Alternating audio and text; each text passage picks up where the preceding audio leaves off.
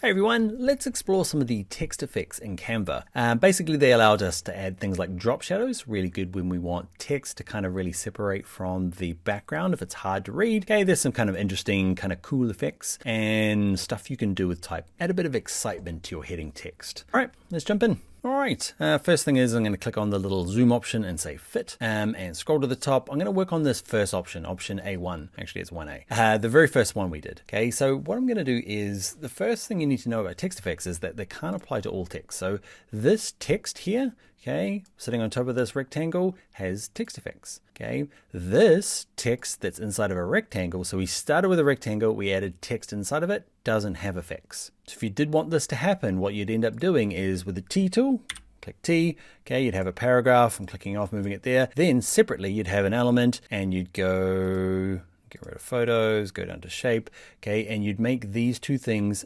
separately. Okay, can you see the text is flashing in there?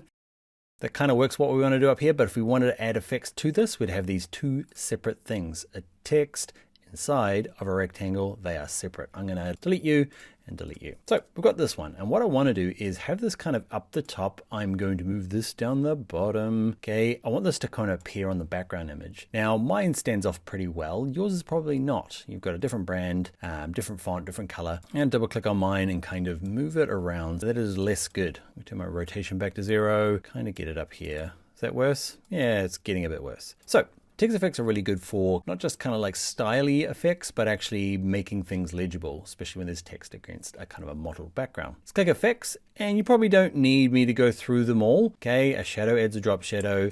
The one thing I will mention is shadow and lift. For me, they feel like they're kind of the same, but they're, I don't know, they feel different. I feel like this should be called shadow and that should be called lift. So lift is, I don't know, what I call a traditional drop shadow. Can you see that kind of like, you know, the shadow, the drop shadow, but they call it lift. Okay, and shadow is just, it replicates the color that's being used in the font, okay, and just makes another copy of it. Let's zoom in.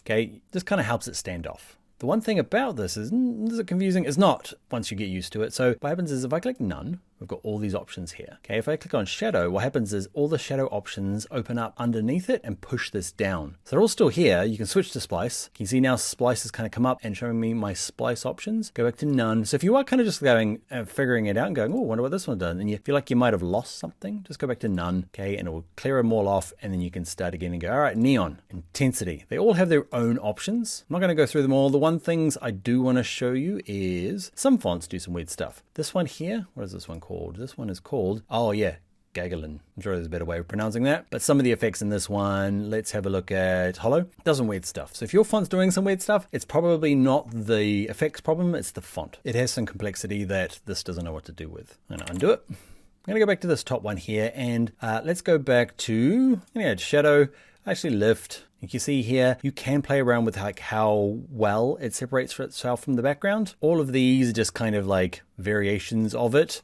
One of the ones that are interesting is neon will wash out your color. So if you start with, let's say, black, and I click on neon, it kind of goes weird. So what you want to do is start with a nice color. Okay, so I'm going to go to my colors, start with something vibrant, and then, or not that vibrant, and then go to my effects, and then hit that, and you'll see it kind of, I don't know, works better when you start with a color. Last thing I want to show you in terms of, I'll let you play around with the effects, is one is this one here, background. That is quite a useful one. It's kind of doing the same thing but differently. This one here is a rectangle with text in it. This is a text box with a rectangle around the outside. They're actually quite different. Well, they're not. They look the same. Okay, but this one here kind of wraps around the text. And the cool thing about it is that it changes depending on the size of the text. Whereas this one is more of a frame, okay, and everything tries to fit within the rectangle. Anyway, very similar. Okay, that's the only other one you might use is that background color. Or often I'll end up just drawing a rectangle in the background because I want it to be a little bit wider than it is tall. I don't like the kind of like evenness around it. I like my text boxes to often have a little bit of extra space left and right. It's not really a rule, my rule. Okay, and this one here has roundness I like to pull off. Okay, and the color I'm going to adjust. So they all have their own kind of options in terms of like what you might do in addition. Okay.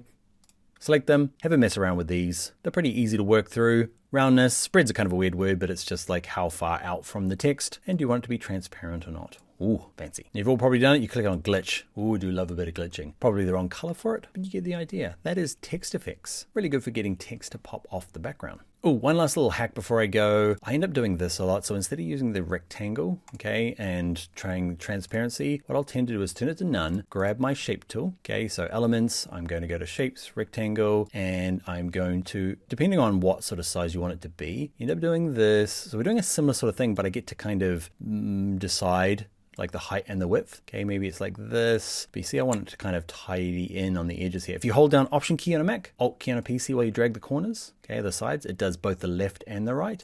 And say I want something like that. Remember the spread on the last one? The height was exactly the same as the width of the box. And then do something like this. I want you to be black. And then I'm going to close it down, play with transparency. This one here, how see-throughiness it is. I find this is kind of a good way of cheating and like, without it being a real obvious design element, the text to kind of separate from the background quite easily. One last quick thing, if you have got effects already applied to something or it's come from a template, just select on it, click on effects, and it should open up with the effects that are applied. All right, that is it. Text effects in Canva.